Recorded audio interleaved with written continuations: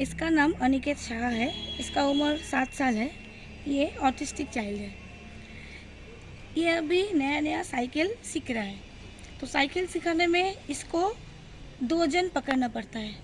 जैसे पीछे पीछे में से कोई और उसका सामने में से कोई, क्योंकि उसका पैर जो है पेडल से बाहर जाता है। तो इसके चलते हम लोग एक सॉल्यूशन निकाले कि सामने उसका जो पैर है उसको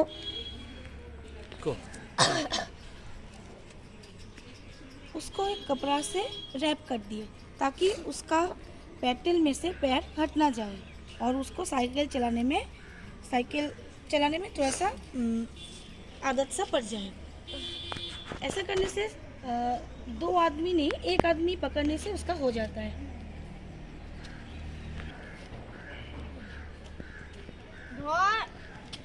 पीछे से अगर उसको कोई पकड़ ले तो वो आसानी से पेडल में प्रेशर देके वो थोड़ा दूर तक जा सकता है।